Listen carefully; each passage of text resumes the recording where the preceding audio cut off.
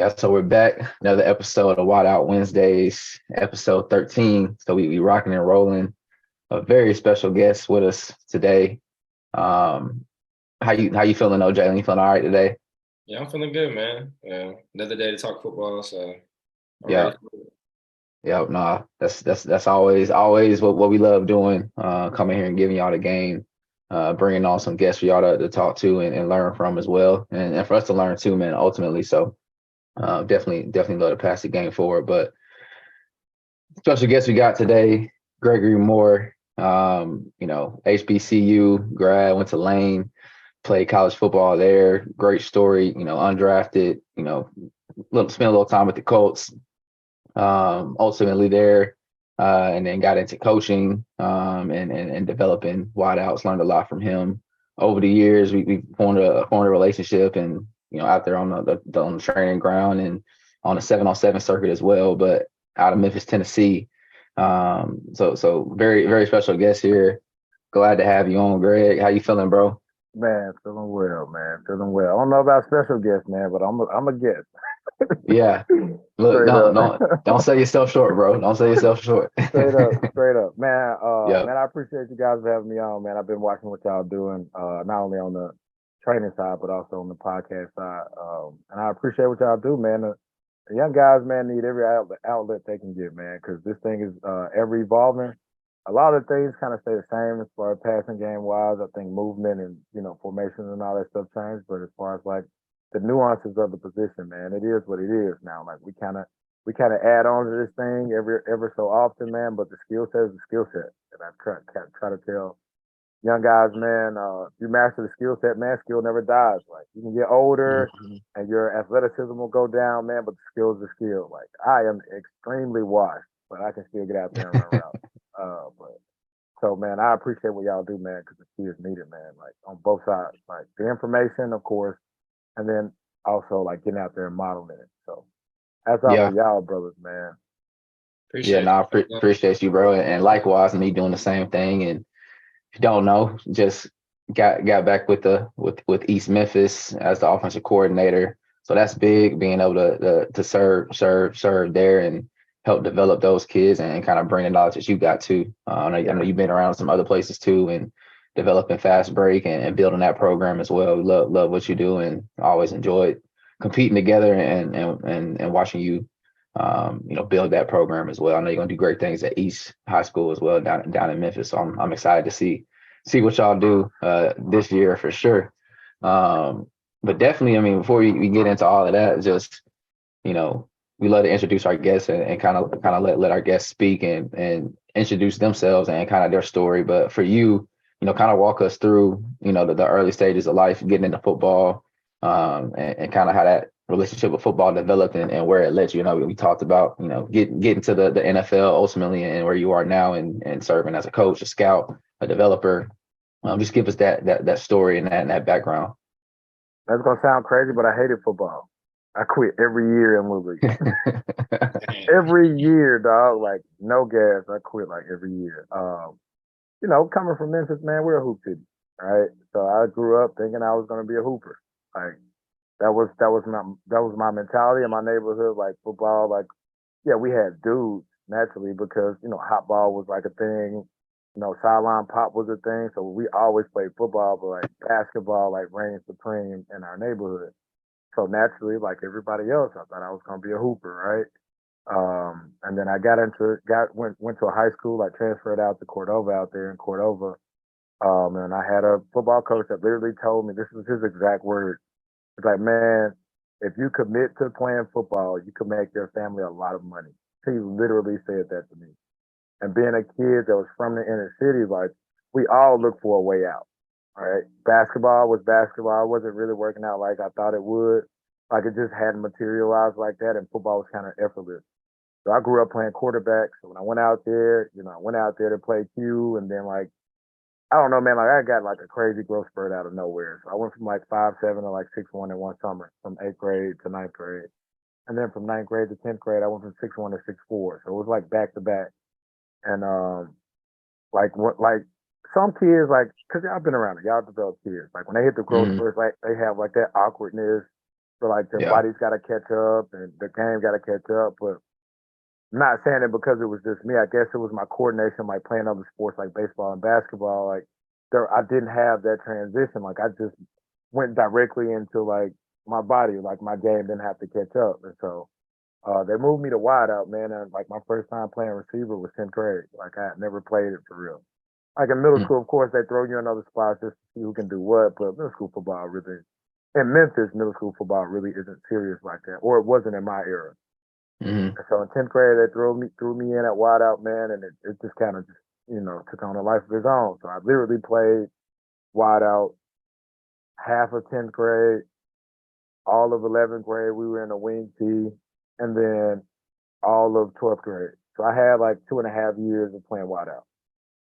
And then went to a junior college because I was a late qualifier. I was committed to Indiana, and our head coach, the head coach, passed away. And so the next guy like brought in his own signing class, and I was just kind of SOL. So I signed with Mississippi Valley State, and that thing just fell through. Like I won't throw the program under the bus, but it just was what it was. And so I went to a junior college, man, up in Minnesota, man. They gave me an opportunity at the last minute, and I was like super grateful, man, because I didn't know what was next. I go up there and play quarterback. So, Man, I did. Still 2.5 years of receiver. We didn't have a quarterback. I was the only guy on campus that could really throw the ball. I played quarterback. I want to say like the first 4 games. We get a guy. If y'all know JUCO ball, man, JUCO ball is like a fiasco, dog. So first 4 games, I played quarterback. We bring in a guy like he was like in his 20s, like mid-20s. And I was grateful for him, man, because I was able to go back to wideout. Like I grew up playing quarterback, but then I wanted to play wideout. Like yeah. so we get a guy.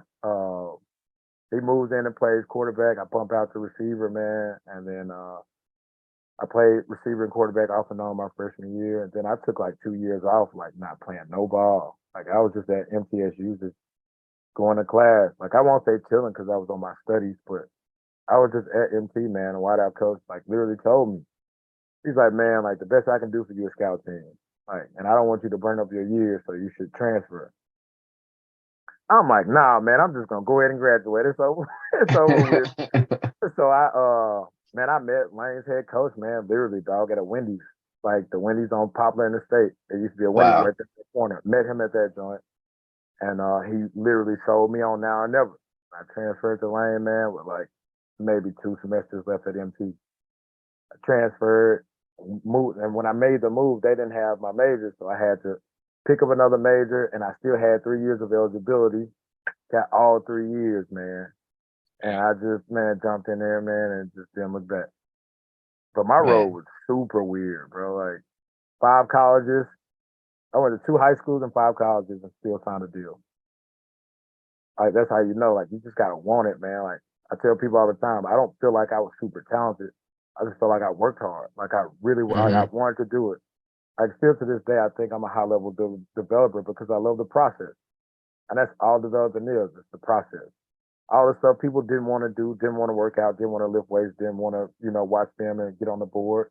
That's literally everything that I put into my system. Like, I don't feel like I'm better than nobody. I just think I just work hard, dude. Yeah.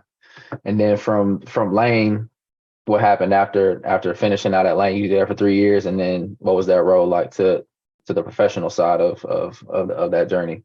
So man, our head coach was like super plugged in because he was the first round pick in his era. Mm-hmm. And so I played well my sophomore year. My junior year, for whatever reason, it just wasn't what it was supposed to be. And so we had a junior pro day. Like small schools have a junior pro day too, where like because we're just we're under the radar, we don't get the exposure. So scouts come in your junior year, you run your 40. I think you do height and weight, but the 40 was like the event. So everybody that I saw that off season was just telling me the same thing: run fast, run fast, run fast, run fast. So I went part time second semester of my junior year to really like lock in and focus on my 40. This coach out of Jackson, Tennessee, Nick Stamper, still my guy to this day. Tightened me up, dog. Like he made sure that I was right. And the crazy thing is, my wife ran track in college, so when I wasn't with Nick, I was with her. Like working on my star, working on my drive phase, working on my top end turnover. Like between those two, like I really got right. So I turned over 4.44 my junior year at junior pro day. And at my height, it was a wrap. So they was like, from Yeah. then it was like, you ran well, like well enough. Like now we just need to see the numbers. And so that off season, I made sure my quarterback, our O line, like everybody was there the whole summer. It was a struggle, man. Like Division 2, man. I don't know about everybody else, but we didn't get stipends, so like we were really like leaning on each other and depending on each other to like eat, to travel, like get around, all of that. So we became a Mhm. family, man. And so my numbers were what they were, like partly because I worked hard, but for the most part because we were a family and we leaned on each other. So as a receiver core, we did well. As an offense, we did well. As a team, we did well. And then from there, like pro day, I just had to make sure I went out there, ran well again, jumped well. So that process again, like working out and like getting right for the pro day, man, like again, that was what I love to do. So I really locked in on that. And I signed with the coach, man, like right after the draft was over. I thought I was gonna be I was projected to be like 6 to like undrafted free agent. So I Mhm. went priority like right after the draft. And that's a conversation we probably gonna have to have offline, but like for like the guys that go through that, like now I'm able to give like my guys that information because I didn't have anybody to give me that information. So we just jumped on the first deal. Not meaning it was the best deal, but we jumped on the first deal because we were kind of put in a corner like it's basically again like now or never, like sign with us right now or we pulling the deal.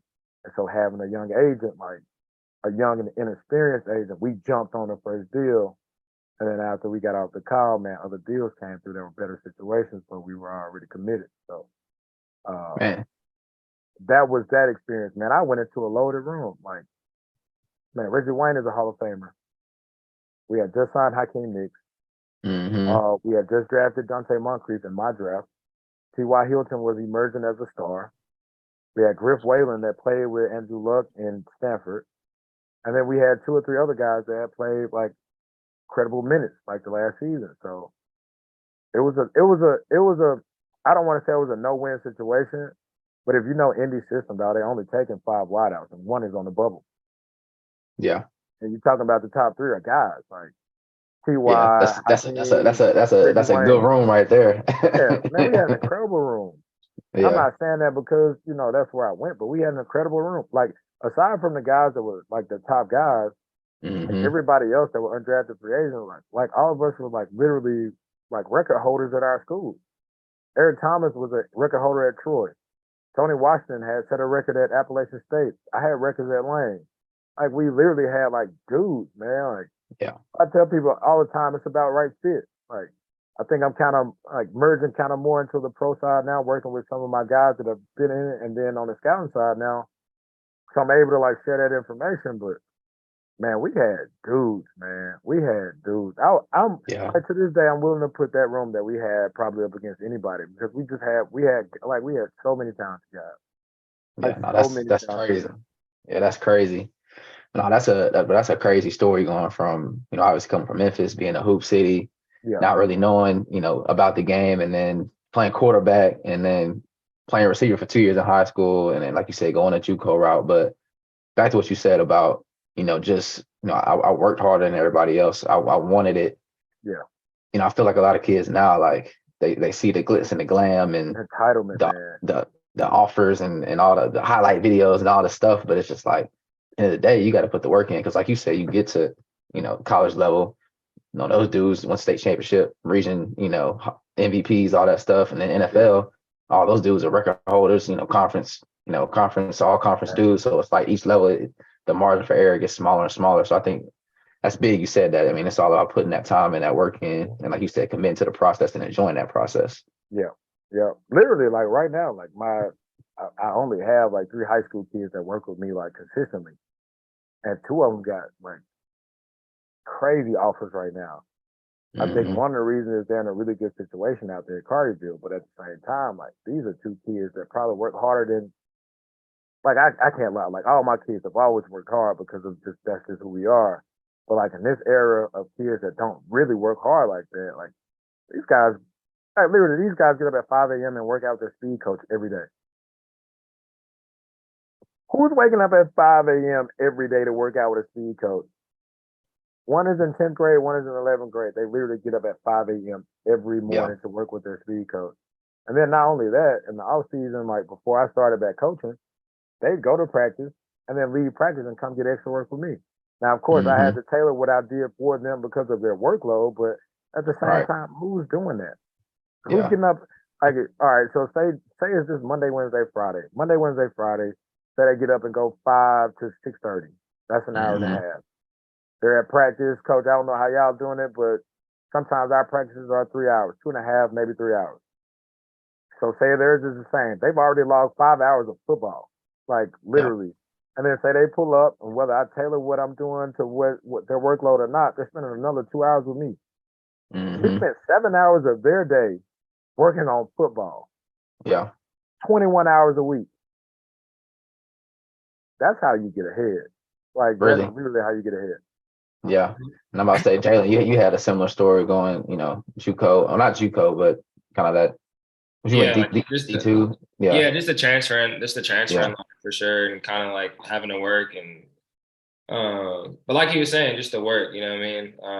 Football, especially college football, is really like a marathon. You know, you got a lot of guys that come out and they good starting off, they hot starting off, but it's tough, man. You know, those years, the days get long, the months get long, the years get long. So like you're saying, the guys that really fall in love with that process and really have that work ethic are the ones that really see it through and kind of see their career taking off. A lot of guys may start hot and as they go, drop off pretty heavy just because whatever it is. I mean, it's a grind for sure. So I think me falling in love with the process early in high school, you know, I wasn't saying I'm not gonna lie, I'm not waking up at 5 a.m. every morning.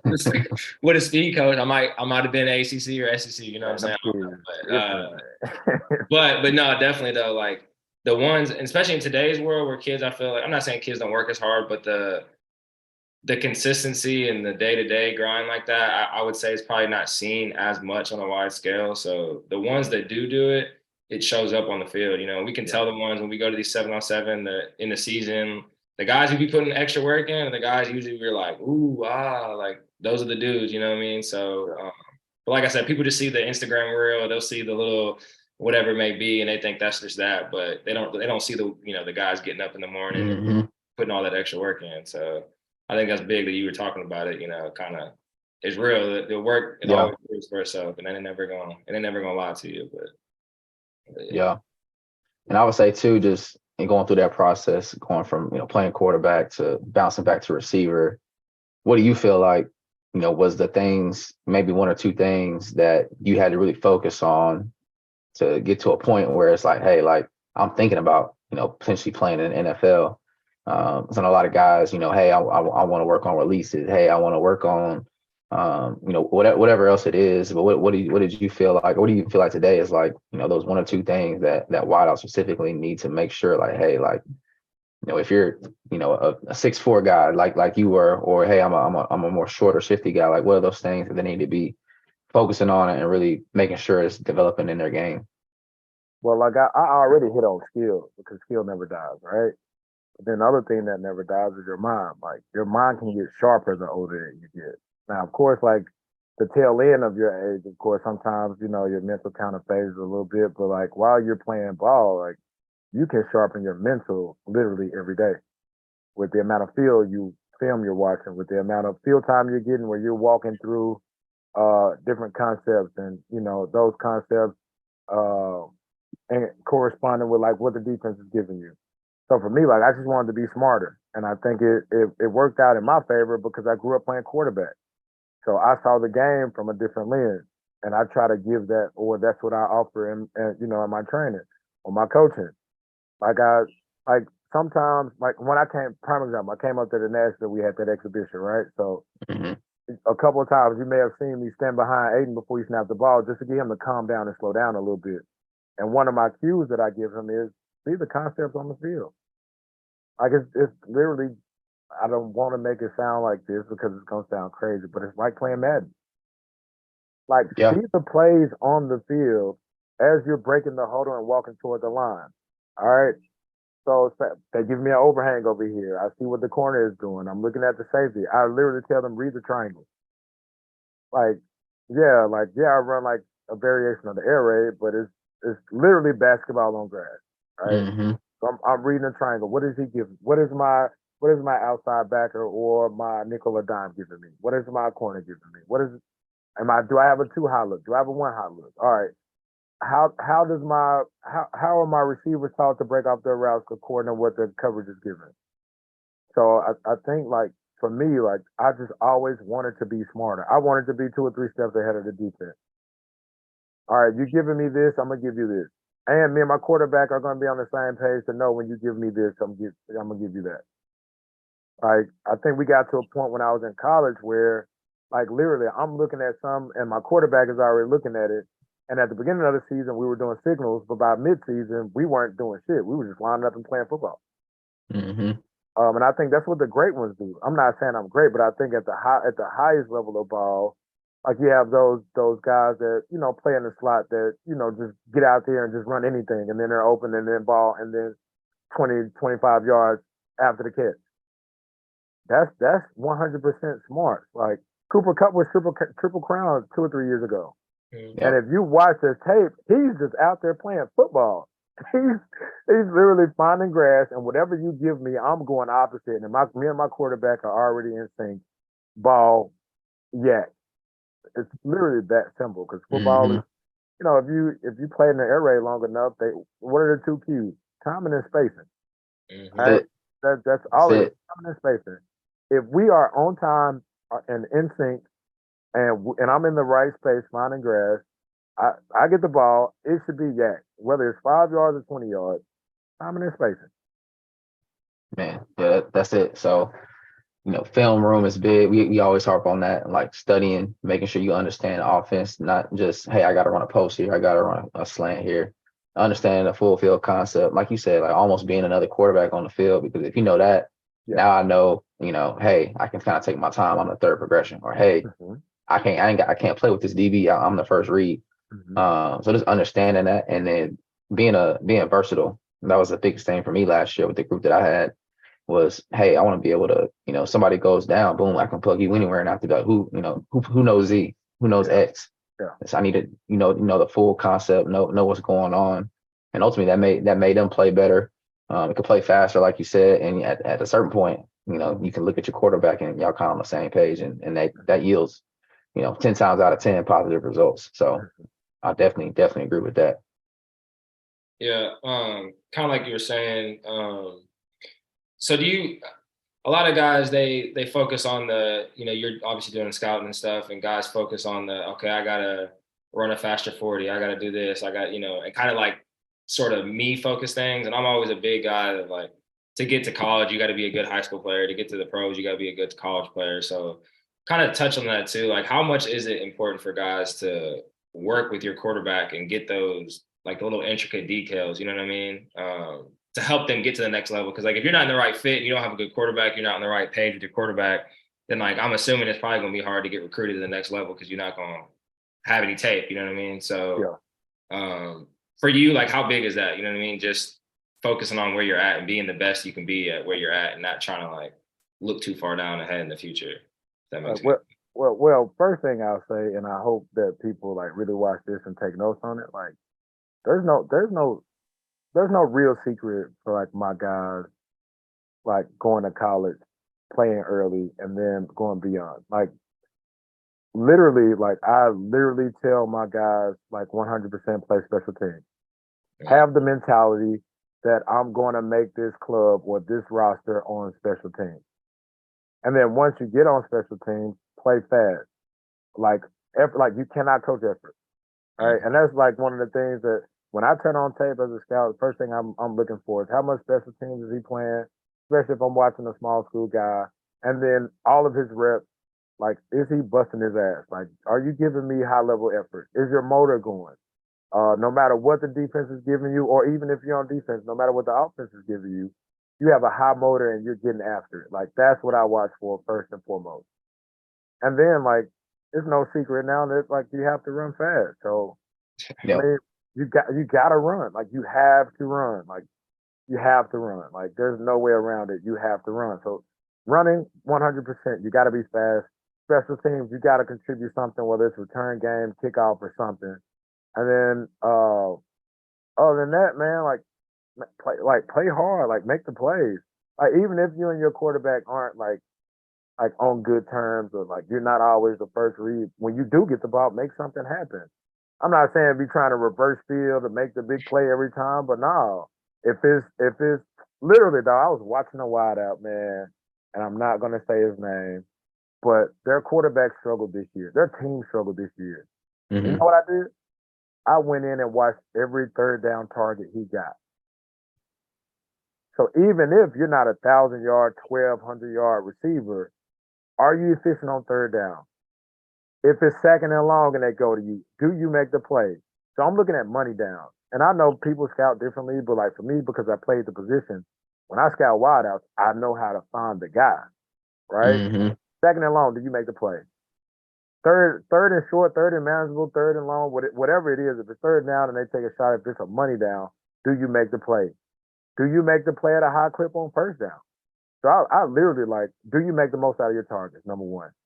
Do you get special teams reps, whether it's kickoff cover, kickoff return, punt cover, punt return? If you're a good wide out at the line of scrimmage and you can make like you got good primary and secondary releases, when they put you at gunner, do you use it? Like I'm looking at that. So that's how I scout the position. So for me, you don't have to have a high level quarterback. Would that be nice? Of course. But that's not the end all be all. It doesn't if your quarterback isn't that, if the system isn't that, man, make the very best of your opportunities because somebody's watching. I literally went to 3 Division III games this year. 3. I was at 3 D3 games. Nobody knew I was there. Nobody knew what my job was. I literally went to 3 D3 games this year. Yeah. Like 3 of them. So yeah. you just gotta make the plays, man. Like you gotta love what you're doing. You gotta have the motor. I mean, football is a tough sport, man. That's a tough like career to have, man. There's no point in being out there if you ain't gonna work hard. Like literally no point. It's a fact. I say that about coaches too, man. We're gonna be away from our families, man, several hours out of the day. Man, you gotta go hard. Man, your family literally depending on you. Whether you making a huge stipend out of this thing or not, man. Man, you better make it count. You're away from your folks. Man, make it count.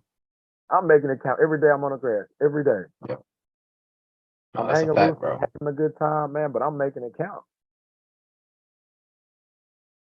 So yeah, that's my little spiel. Like that's the advice that I would give them. Make it count. Remember why you lacing them up.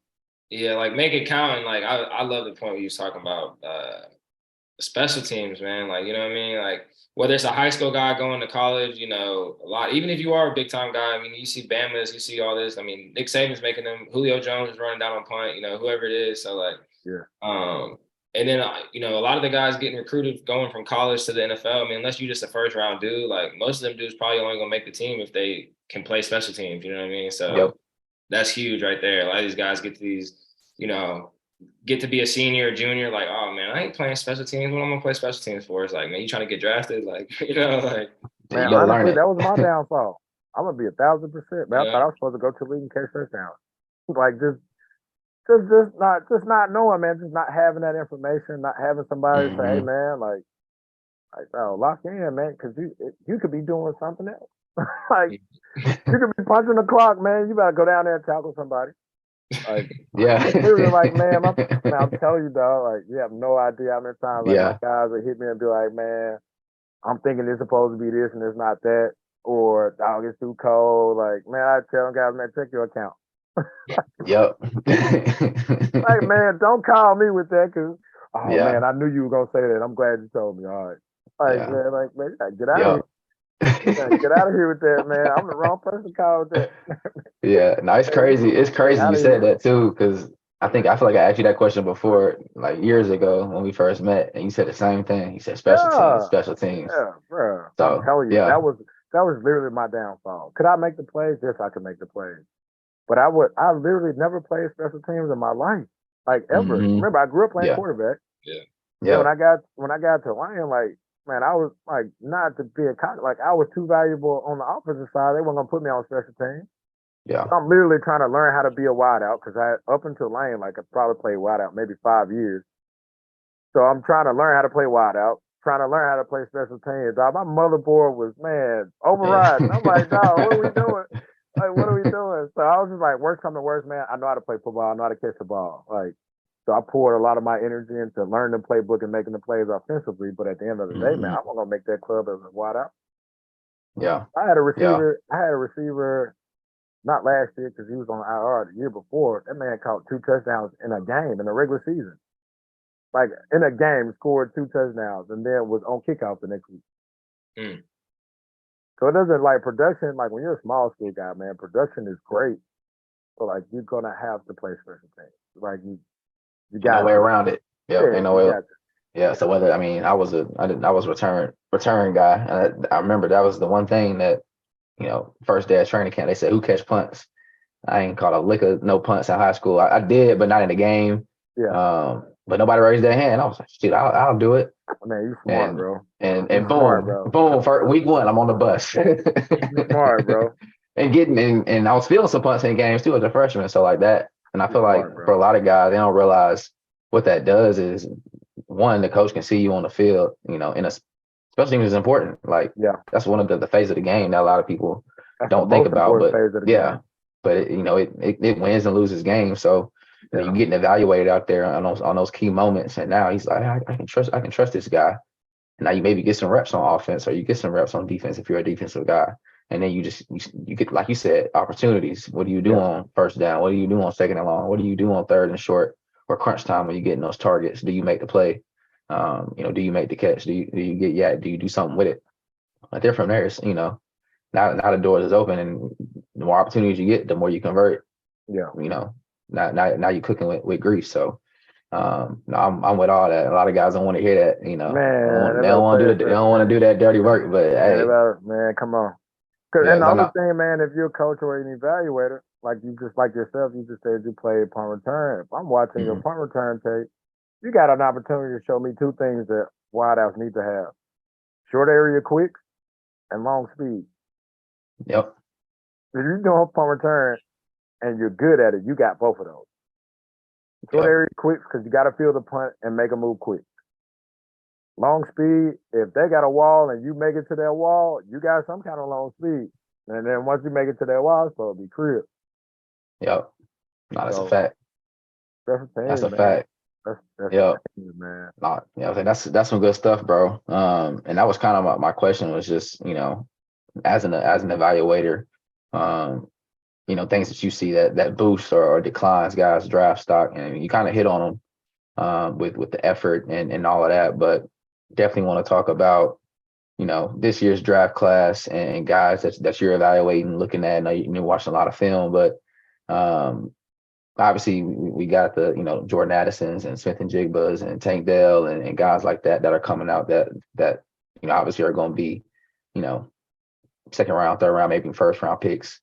But for you, who's a sleeper that you've been looking at, evaluating? Maybe you can't say his name, but if you can, like who are you looking at? Who you thinking is going to be that guy that has a great career, but that people aren't really looking at right now?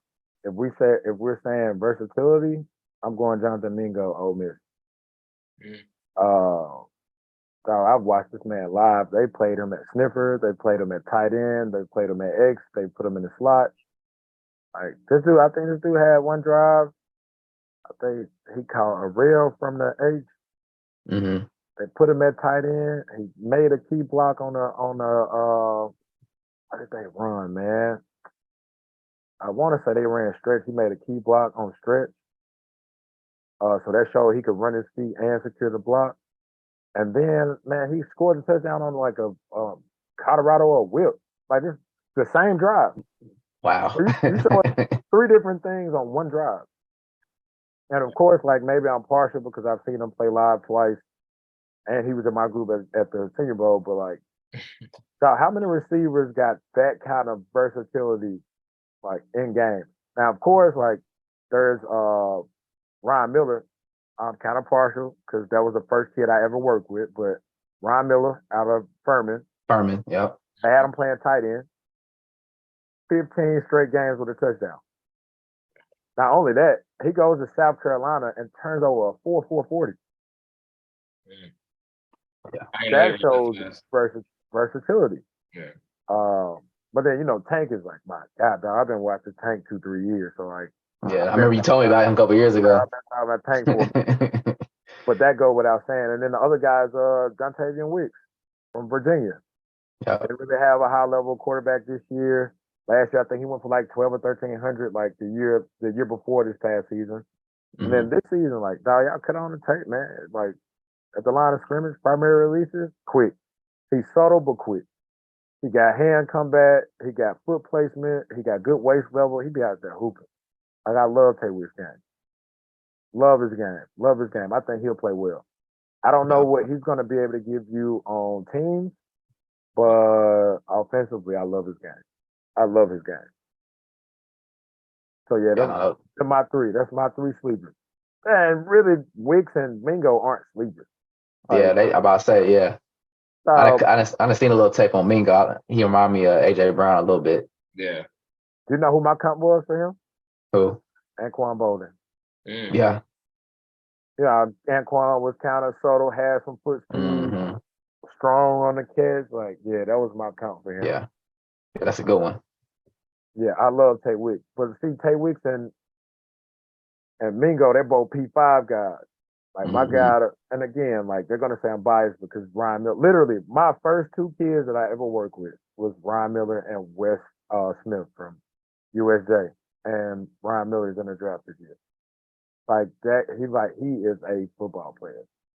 Yeah. I want to say he was preseason All-American going into his senior year. He had like 1,800 total yards junior year with like 15 touchdowns. And his senior year, he went crazy. Like, he was all-state back-to-back. Yeah, no, that's like, crazy. 15 straight he's touchdowns. A kid that literally takes the information and apply all that shit. Like, he ain't leaving nothing to the imagination. If he work on it, you. Yeah. No, that's big. Applying that information and doing something with it. And obviously, it's a lot of information out there, but you don't know how to apply it and apply it to your game specifically, and when and how. It's not doing nothing for you. So, but no, I like those picks for sure. I'm with you on Mingo for sure. I like his game. Mingo crazy, man. Yeah. Mingo so crazy, bro. Mingo so crazy. Yeah. Oh, man, Mingo's nice. I'm not gonna lie. I'm kind of looking forward to see who's gonna emerge in next year's draft. Like, I know I'm kind of ahead of like all of that, but like when you're on the, I'm learning now when like you're on the scouting side, you do all the work like really from like right now through the end of the season to the next year. And then once like all the bowl games are over, man, you're on to next year. You're on to the next year, yeah. I'm gonna watch the draft, but man, I'm already like on Twitter. Like, I be watching Twitter, like when people like or retweet like a guy, and he got enough traction. Like, I'll go back and look through like his IG. Like, man, what are you working on? What do you look like? What do you look like in drills? Is he applying these drills to the game? Like, I'm a wideout geek, bro. Like, I'm a receiver geek, bro. Like, yeah. And that's why I feel like the way that I evaluate is a little bit different than most people, because I'm like really like I'm on the ground. Yeah, you digging into it. Yeah, I'm still in it. Yeah.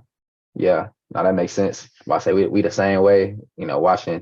Watching guys work out and seeing what they're doing, and like you said, going back and watching the games and seeing, all right, like what's really what's coming out from what they putting out. But that's a big thing too, is just making sure when you training.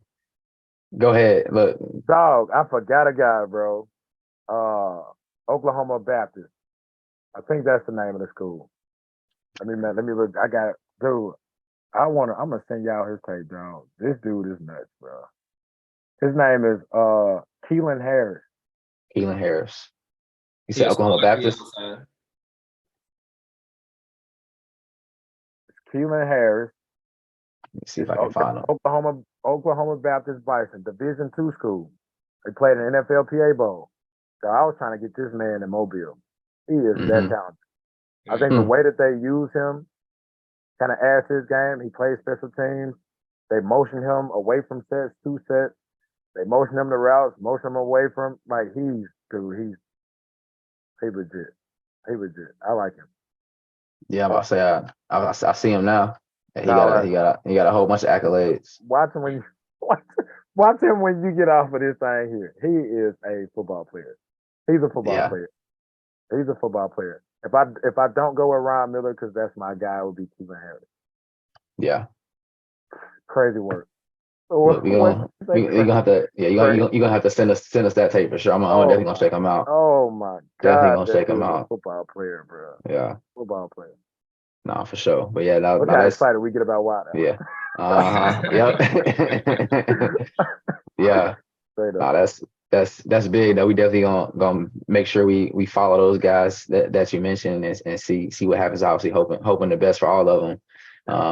But no, man, I'm glad we could chop it up and talk ball, talk wideouts as always. And we could sit here and talk for hours, but definitely don't want to hold you. But anything else you got, Jalen? Nah, I mean, really, that's it, man. We're gonna have to do a part 2, man, where we can actually dive into some ball, man, and really talk. I know we can sit here and, like you said, talk for hours, man. But I appreciate you coming on, man, and giving kind of like a little different perspective for guys that really, everybody wants to make it to the highest level or aspire to be there. So kind of giving that insight of what it really takes, and from somebody that's been through the process yourself, to now scouting it and training guys to get there and all around. So it's kind of really some really good insight, stuff I've learned or, confirmed of what I've thought, it's like, okay, coming from other guys, like this is what really needs to be working on. So I appreciate you, man, for sure. Yeah, no, for sure. But yeah, man, another episode done. Definitely make sure y'all tap in YouTube, anywhere you get your podcast from, Apple Music, Spotify, all that stuff. We on there. So make sure you like, share it, comment, let us know what y'all think. And like you said, that definitely have to be a part two with you, my guy. Obviously some good information and definitely some more we could get into for sure. But we'll be here all night. For sure. Yeah. Appreciate y'all having me on, fellas. Yep. Yes, sir.